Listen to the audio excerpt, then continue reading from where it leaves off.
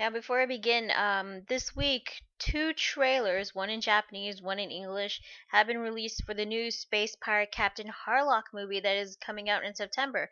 I'll post the links down below, and if you're a fan of Captain Harlock, check those trailers out. But for now, let's begin with the Toriko chapters.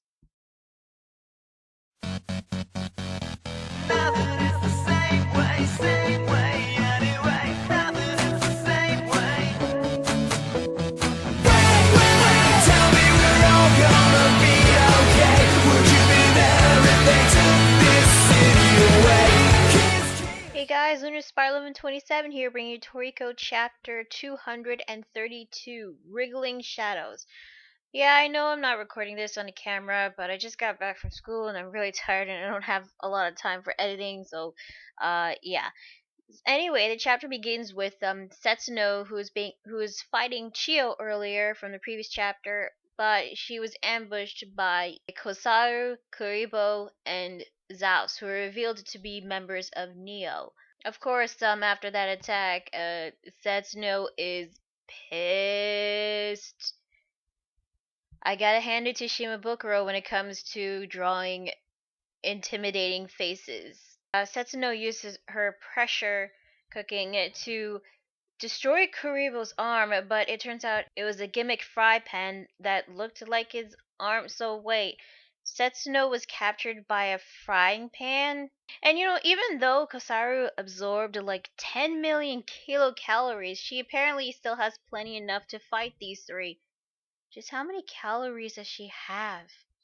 Setsuno was actually very suspicious ever since the cooking fest started. I mean, she even noticed that he got new scars next to his eye. And she says that Zaus had made contact with him. And then we get some exposition about the history of the cooking fest. Apparently there have been like 5 champions in the cooking fest. Zaus, Yuta, Baranchi, Chiyo, and Setsuno. However, there was actually one more. The first person to actually win the very first competition, but that was over 200 years ago. That person, however, cheated, and the winner went to the runner-up, who happened to be Setsuno. And because he cheated, he was forever banished from the cooking world. What the hell did this guy even do? And also, this guy has to be over 200 years old? Not only that, but also Setsuno, because she was the runner-up? God, Setsuno is over 200 years old? We actually learned that the person who won the very first cooking fest happens to be the dark chef, Joa. Lucky for me, I did some research on this guy. It turns out that he was Darno Khan's personal chef. I can't believe I forgot about that. By the way, Darno Khan is actually the king of Jidal from the Meteor Garlic arc. Not only that, but he also had information about Acacia's drink, Adam, the one that Coco was looking for, I believe. Yeah.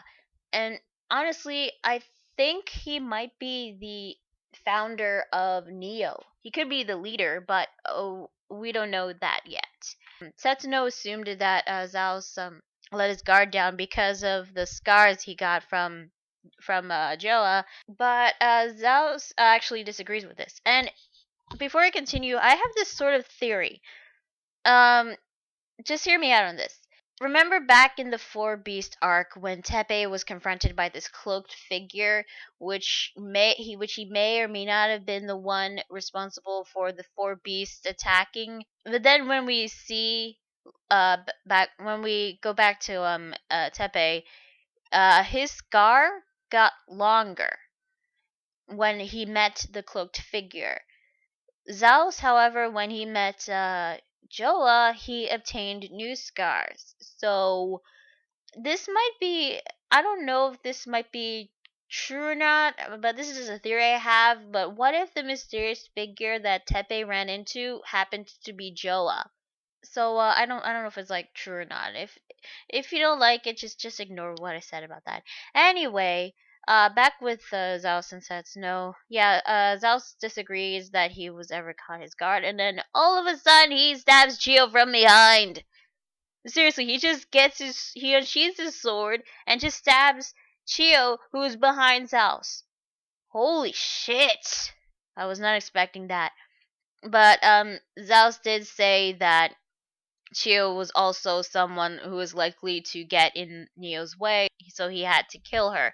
But even if Chiyo was stabbed, she still grabbed one of her knives and was about to attack Zaus, but Kosaru comes in with those tags and puts it on her forehead and uses the calorie GUI to absorb all the calories she has.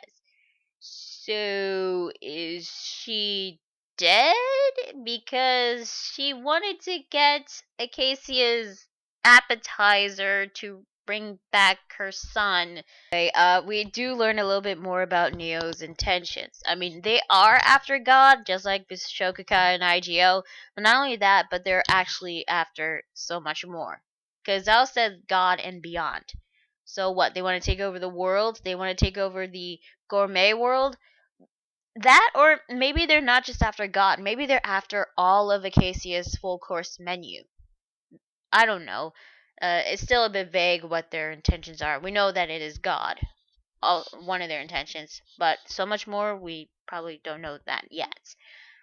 Now, Zaus tried to convince Setsuno to join his organization, but no, she does disagree. She doesn't join, and it looks like that she's gonna kick some serious ass.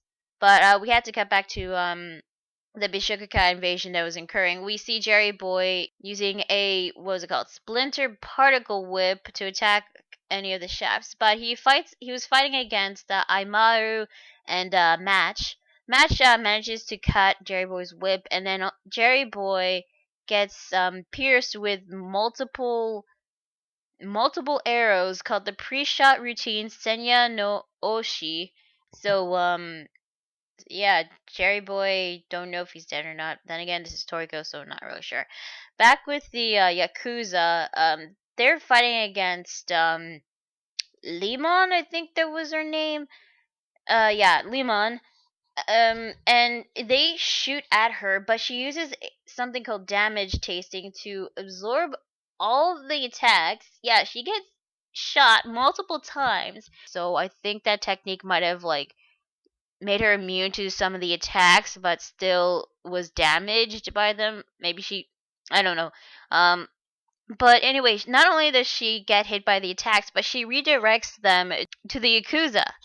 And then we cut to, I think this guy's name was Yu, and he uses a stimulation seasoning, which when if it touches anything, your body starts to disintegrate like it's made out of acid, which he does to these group of people, which I don't really know, but I don't think it really matters at the moment. And then we see this guy, what was his name again? Oh, right, yeah, Anyo Jr. Yeah, I totally knew that. Hey, there are tons of characters in this series. Do you really expect me to know every single person's name? Anyway, this guy, uses his sweetness seasoning to summon a sugar curtain to block the stimulation seasoning, and then Pippi summons a hidden room so everybody can go in and hide, and anybody who is outside cannot see the room. Then we meet another character, An, who is a smoke master, and he summons a smoke screen to protect them, and then we see a space chef named Apollo. Great, more characters I have to know their names. Hi. Anyway, yeah. An was trying to convince Apollo to go into the room, but he's like, no, I have to say goodbye to you guys. And, yeah, it turns out he's also a member of Neo because according to him, he's not talking about the Bishokukai nor the IGO. But meanwhile, back with Komatsu, he's flying on the wall penguin Yun to head towards Toriko, and he finally reaches to Toriko, and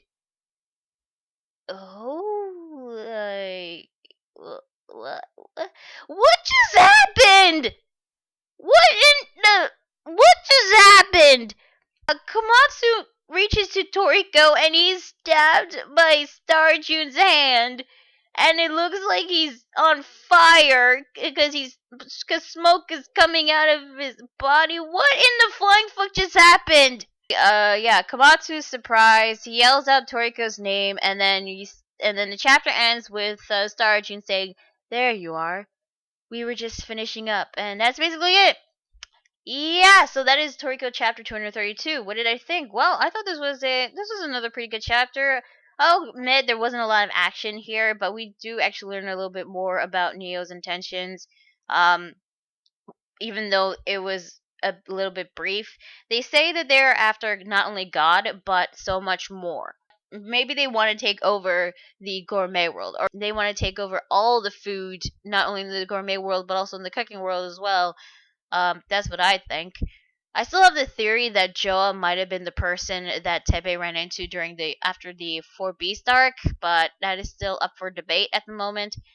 And also, Chiyo, is she dead? I don't think so. At least not unless we see her body, and if she's on the ground dead. I don't know if I would feel sad if she does die, but I was not expecting her to be stabbed all of a sudden. But still pretty cool. But I guess what made this chapter was the cliffhanger ending. I mean, the last time we saw Toriko fighting Starjune, Toriko was the one that looked like who was winning, but Starjune, even though he was the one that had the most injuries, was still able to get back up, and they were about to clash. But then we had to cut back to the cooking fest, and we had to see other people fighting, and then we finally get back to Toriko and Starjune, and Toriko looks like the one to be defeated. What? No, yeah, I know, like, but who knows? Maybe Toriko might be able to get back up. I mean, hey, this guy got stabbed in the gut during the Regal Mammoth arc, and he still had time to get back up and eat the jewel meat. Although this kind of made me a bit annoyed. We didn't get to see them fight a little bit more. It kind of sucks. But then again, we did have some pretty cool fights during the Bishokukai invasion. Also, am I the only one who is wondering what the hell happened between Scrimp-Patch and Coco? Are they still in that hole? Like, what the hell happened to those guys? But, overall, this chapter was pretty good, and because of the cliffhanger ending, I am definitely looking forward to see what happens next.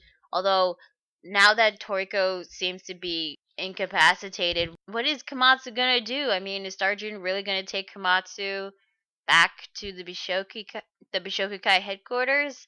Oh God, I hope not, but we'll just have to wait and see till next week. So yeah, that is Toriko chapter 232. I'm going to Spiral 27, and I'll see you guys later. Bye.